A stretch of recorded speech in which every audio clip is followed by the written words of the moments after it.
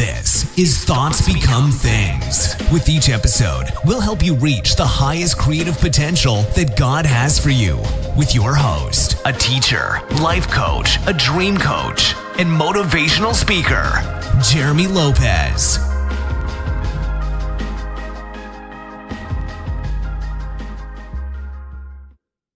Hello again, everyone. Welcome to another exciting podcast of Thoughts Become Things. I am Jeremy Lopez, as you know, and I am so once again honored and thrilled you guys decided to join us this week, this amazing day that God's given us to be able to discover, create, manifest, attract, and all that fun stuff that sometimes we don't know and realize that we have the opportunity to do. And you know, when people ask me, that sounds like a big responsibility, and I'm like, it is, and it's awesome.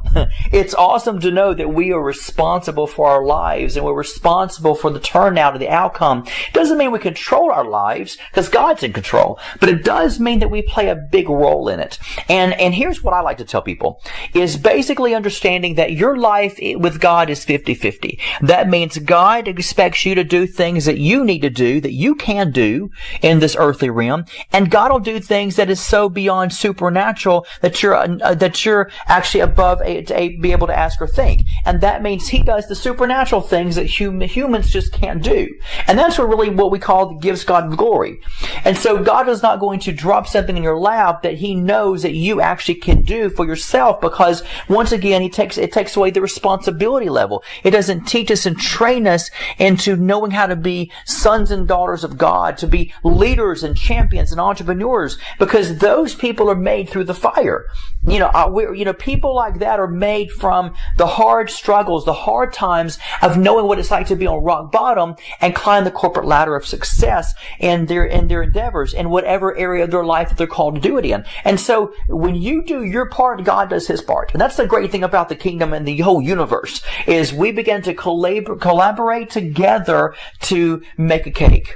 And the cake's in the oven. It's going to come out beautiful because we collaborated together and made this thing together. And that's the beauty to me of the kingdom of God.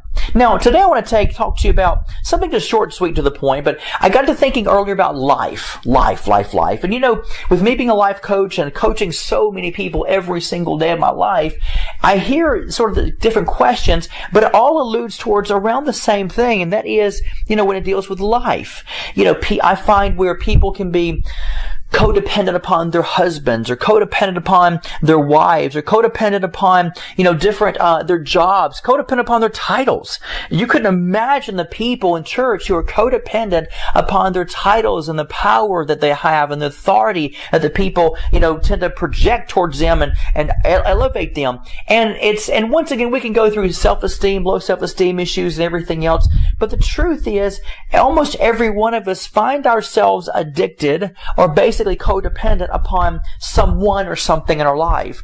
And the great thing about the kingdom of God that I love is understanding that Jesus died not that we could find codependence and find it in a way of strength, but finding the place in our lives where we could look and say, God gave us life and life more abundantly. And what I'd like for you to begin experiencing this season and begin to really live out on your journey is knowing that I've been given a beautiful, amazing, powerful life. And I can choose to incorporate people in it. I can choose to incorporate education in it. I can choose to incorporate a job. I can choose to incorporate a house of my dreams, or a car that I desire, and whatever. And it's not even about a money issue, but it is about you can choose in this life what you want to do. And that's a beautiful, beautiful opportunity. It's a beautiful picture. It's a picture of divine grace, letting us know that God has given us grace to say, I want you to decide what it is you want to do. I want you to be able to live the life of abundance to where you can look back on your life and have no regrets. And you won't look back one day and say, I never was the same after my spouse passed away.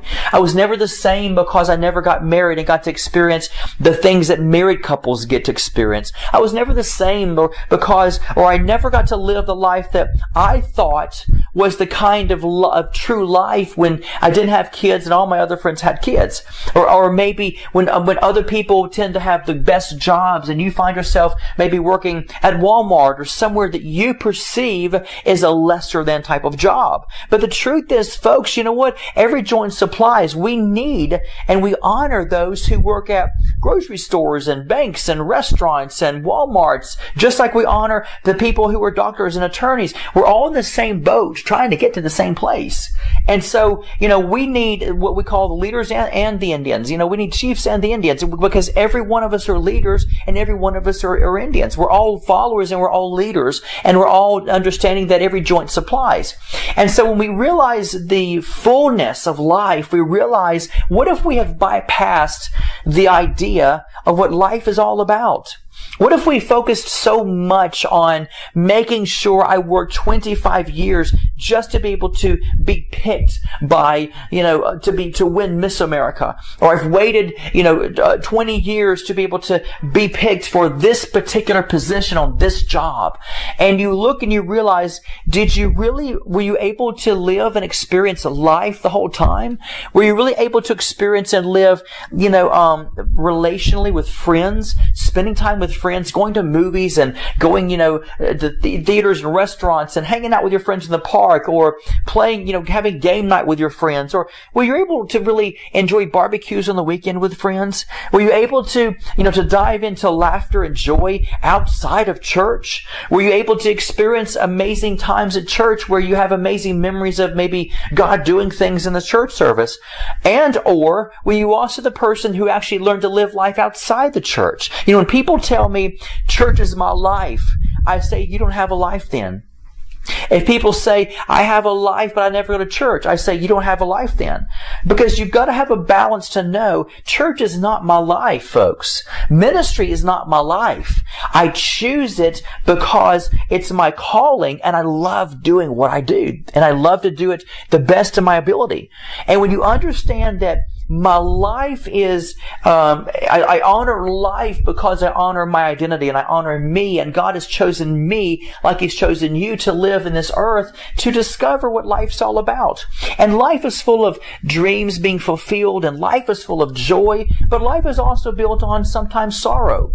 People passing away, people leaving you, people getting sick, having to take care of someone for 5 to 10 years when they're sick and they can't help it, and yet you feel like you're sort of stuck, but yet you do it out of love to take care of a person. Or maybe you've been that person where you might consider yourself blessed to never be in that position. And man, everything's just working out for you, and you just got this law of attraction down pat. You know the scriptures, you know what to do and how to do it. And the truth is, folks, both of these are life if you choose to still live life and understand that you have to take the good with the bad, and you have to take the servanthood with the leadership, and you have to take your times when you're on top of the world, and you have to take your times you're down in the dumps and there's no one for miles and miles around.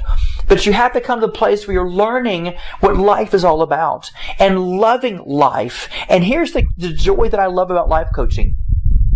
Is God, the old saying we've heard before, God never promised us a rose garden. That's true, He didn't.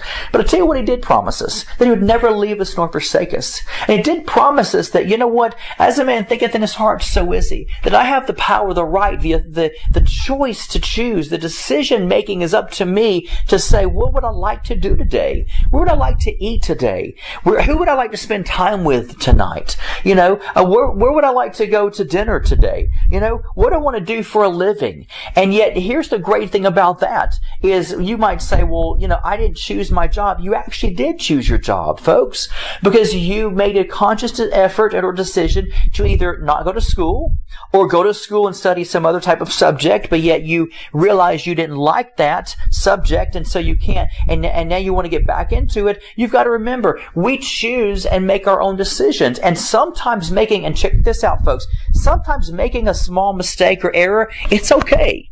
And sometimes, to be honest with you, it's actually needed. It's actually needed to be able to awaken and discover, wait a minute, this is actually not what I want at all. Or this is not what I don't want to do. Or this is what I've really been wanting to, longing for. It goes back to what the scripture says, choose you this day. And it's not just about choosing this day which you're going to serve or who you're going to serve, but it's basically choosing this day of everything. And that one statement alone is powerful. Choose you this day.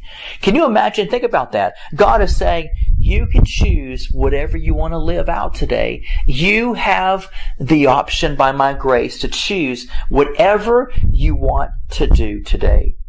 That statement alone is so liberating and peaceful and yet strong at the same time. Because God never created us to be robots, but God wanted us to experience this four-letter word called life. And life can be so beautiful. And you can find beauty in the ashes, and you can find beauty in the trauma, and you can find beauty in the joyful things as a baby being born, and you can find beauty in the passing away of a loved one. But the truth is, it's all this four-letter word that is so magnificent that we've been given. And that's life. Never take for granted your times of being alone. And instead of saying, but I'm tired of being lonely, then change your terminology. Don't be lonely. Learn to be alone with yourself. Learn to be able to create the atmosphere, because here's the truth of the matter, folks. How many of you have been surrounded by people all of your life on your jobs, and you could not wait to retire because every single solitary day you're dealing with people and people after people after people, and because of that you just dreaded to go to work, and now you've got 25 years, for example, where you've worked hard and you can retire and you can finally be alone. And you know what happens? This is what happens to us when we don't learn to enjoy the journey of life. Here's what happens. We've waited all this time that finally now, I don't have to deal with people. And so what happens? We retire. And we go home and give it 2 weeks, 3 weeks, maybe a month, and all of a sudden it's like, I'm starving for affection. I'm starving for people to be around me. And so if you think about it, you can find it in your life where you say, I'm going to learn to be happy no matter what state I'm in, no matter what my condition's in, no matter what condition my life is in. Knowing that I can change my life, yes, but I can learn to be content because life is full of all the mixtures of everything. I remember when my father was sick for 13 years, my mother had to take care of him for 13 long years because they were married, I think, 52 years, and a wonderful, beautiful marriage. It wasn't perfect by far, but it was wonderful. They were best friends. They were in love. They had romance, and they were they were the perfect couple. If we could say soulmates, I would say my parents were 101% soulmates. They were the best examples. They were pastors, wonderful, God-fearing people, but yet so much fun to be with, and wasn't afraid to be not be religious with their kids, but have fun with them. And my parents taught me how to really honor and appreciate life. That life was not about having to live it in church. Life was not about being in a prayer closet 24/7. Life was not about, adapting to certain things of life because, whatever trapped you. My parents always showed me if something traps you, they might not have said this, but this is the way they live their life. That if something traps you, to where you're not living an abundance and experiencing the beauty of all different sides and walks of life, then don't do it. Get out of that thing that traps you. Because they wanted us to enjoy and live an abundance of life. And they knew that God was the abundance of life. And whatever form that God, for lack of better words, wanted to manifest in our lives, they wanted us to experience that reality. That reality of a job that God's given us. The reality of having fun and with game night with friends or going to a theater. That's sort of God's manifesting Himself in a way of joy. Having fun. Building memories. That's what life's all about, is building memories and having fun with what God has died to give you. That's why He never said, I've died to give you religion. I died to give you church and church more abundantly. I died that you may discover if you're a prophet and being a prophet more abundantly. He didn't say any of these things. He didn't die to say, I've come to cause you to be an attorney and be a good one. He didn't say any of these nouns or these words that we're so easily think that He did. But He didn't. He said, I've died to give you life. And life entails a lot of different things, folks. Life entails fun friends. And church and picnics and movie theaters and traveling to Europe and traveling to Italy and being able to, maybe if it's for you, maybe drink a fine wine in Italy while you're, eating lasagna. Or life might be for you spending time with your kids in the park and throwing the football or the baseball, or maybe just hide and seek outside in your backyard, or maybe being the fashion designer that you've destined to be and enjoying the journey of getting there and knowing that you love to dress up and fix people up and do these things. Or maybe God just says, for you, being a great housewife, being someone who loves to clean and developing whatever that looks like for you. But life is full of fun, exciting things, folks. And my prayer for each one of you is I don't want none of you, any of you at all, to begin to overlook this beautiful four-letter word called life. I want you to live it to the fullness that God has for you to live it. And that's God's major desire, because He wants you to experience a great planet with amazing fun places to go, amazing fun places that you can do things, having life and children and nieces and nephews, or maybe having best friends, and realizing you have the power to substitute those people. If you maybe were adopted and you don't have a parent or two, you know what? Then you can adopt people. You can adopt parents to say, hey, can you be my spiritual parents? Hey, can you be like my spiritual brothers and sisters? I have one of my closest friends who I've adopted as my brother, whose last name is Lopez as well, but we're not even kin. But we're so close and so tight that we call each other brother, because I've adopted him as my brother, because I was born with sisters and no brothers. But you know what? You can make life whatever it is you want to make it. You can choose funny friends. You can choose serious friends. You can choose people who do whatever, you choose and you decide that you want to pick as far as relationships. But you know what I love to do? People ask me all the time, as a minister, as a prophet, man, you're used to traveling around the world. You write books. You life coach. You've got a large ministry. You've got one of the largest prophetic resource websites in the world. How do you do all that? And I said, easy. I have fun with it. And when I leave work, you know what I do? I will go home. Sometimes I watch TV. I love to watch Netflix. I love to watch documentaries, I'm the old dude that sort of loves watching documentaries on Netflix and their original series they have out. And I'll go to the movies with my friends, or I'll go to dinner. We'll call our friends and say, hey, you know what? Let's hang out tonight. And we'll go to a theater and just find some comedy or some kind of movie, because I love life. I don't spend my time in the prayer closet 24/7, because truthfully, folks, no one does. And a lot of ministers are afraid to admit that because they don't want you to think that they're not holy. The truth is, holiness doesn't reside on your works, and it doesn't reside on a quantity of time. It resides on the quality of your heart.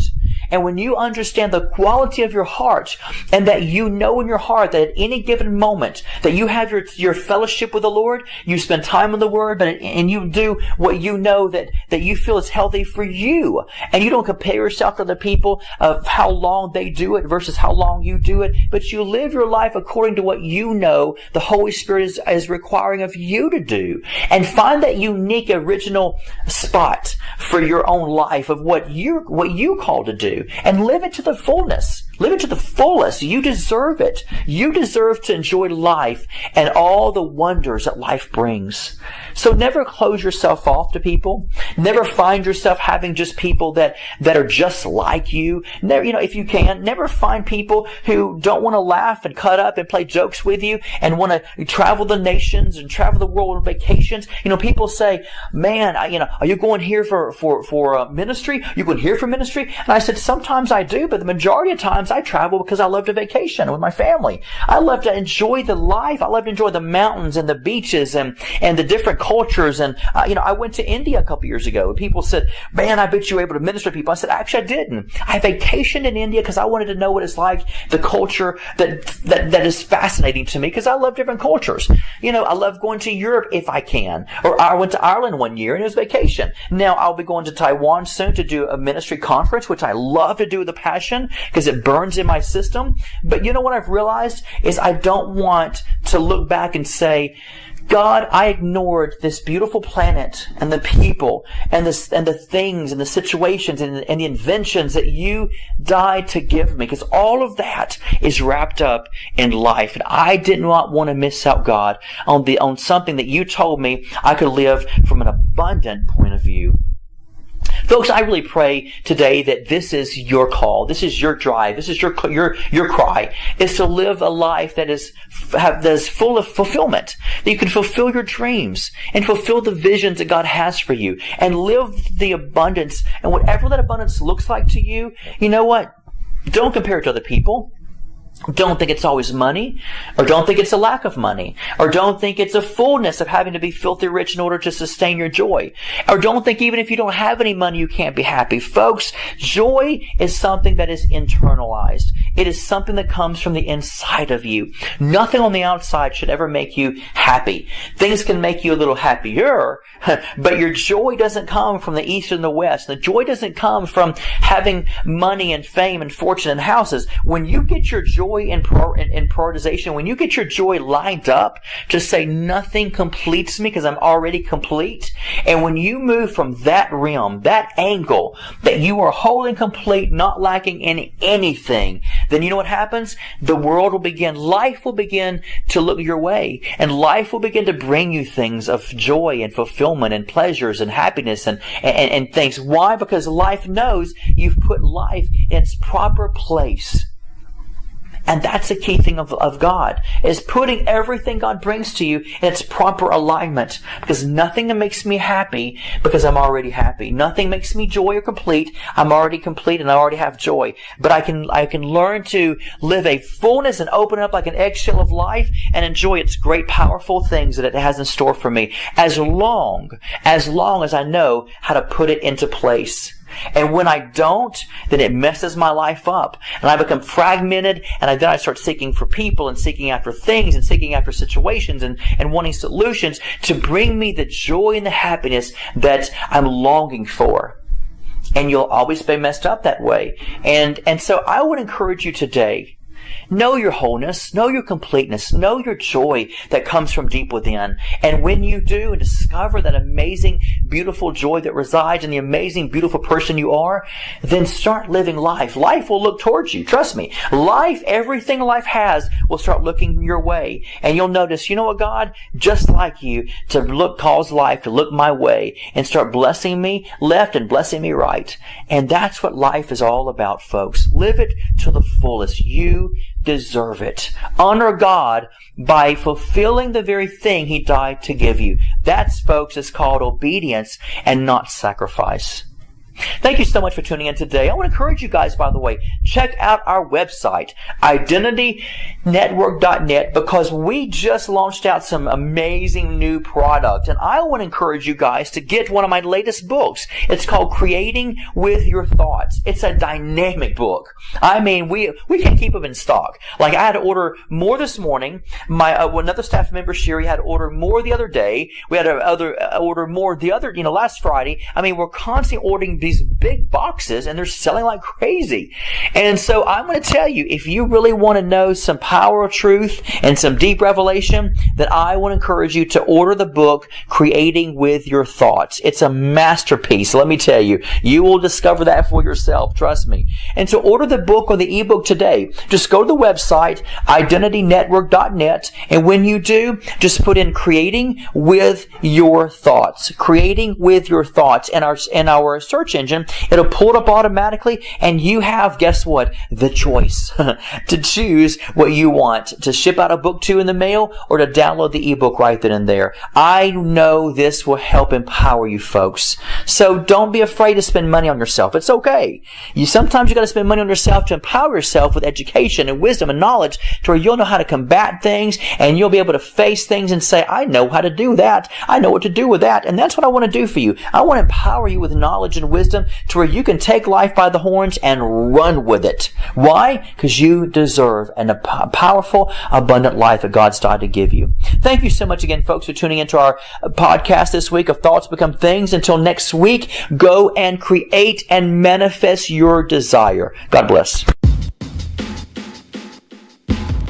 This has been the Thoughts Become Things podcast with Jeremy Lopez, helping you reach your highest creative potential that God has for you.